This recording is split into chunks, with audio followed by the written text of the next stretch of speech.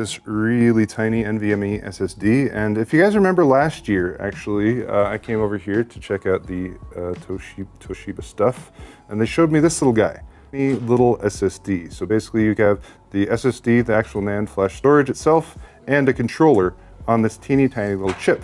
Well, they've actually taken that and implemented it into a product. So that is what we're looking at here, the RC100 series.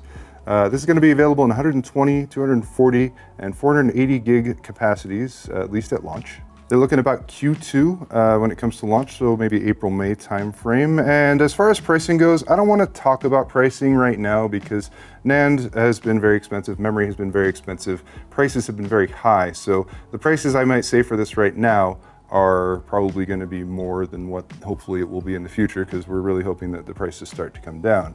As far as the 240 gig model that they have here, they're talking about a sub $200 price point, so I guess we can leave it at that.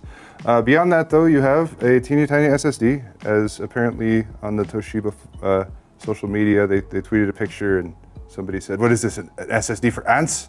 Anyway, that's my best attempt at a Zoolander impersonation.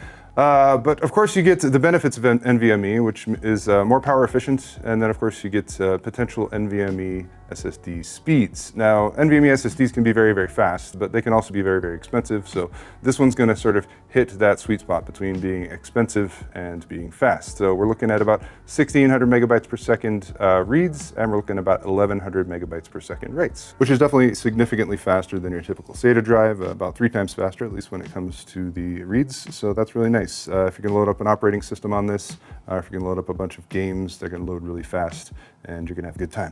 So it being very small, of course, it's going to be able to fit into very small devices. It is actually a 2242, so 22 millimeters wide and 42 millimeters long. You might be more familiar with like 2280 is your typical NVMe SSD that we get these days. So a quick comparison, here's their RD400, which I've used a lot in this past year. Really solid NVMe SSD.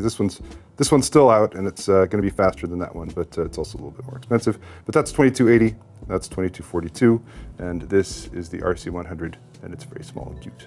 Oh yeah, also really small form factor PCs like an Intel NUC, or like the little mini PCs that I showed you guys over at the Zotac booth. If you didn't watch the Zotac video, check that out. It should be up on my CES 2018 playlist. Let's move over to the next product here. This is the XS700. We're keeping it simple over here at the Toshiba suite, and we just have 2 products to show you. This is an external SATA SSD. So basically you have effectively a SATA SSD in there. It's going to connect, of course, by USB Type-C. It's USB 3.1 Gen 2, which provides plenty of bandwidth. You are going to get SATA speeds on this drive, though. You're going to get about 530 megabytes per second reads, and you're going to get about 480 megabytes per second writes. Very nice read and write speeds if you're comparing this to other external devices, you know, like your typical USB thumb drive or that kind of thing. So if you want to use this to, say, video edit on the go, or if you need, let's say you go to lots of LAN parties and you want to take your entire Steam library and transfer it really quickly to your friends so they don't have to download the games, that kind of thing.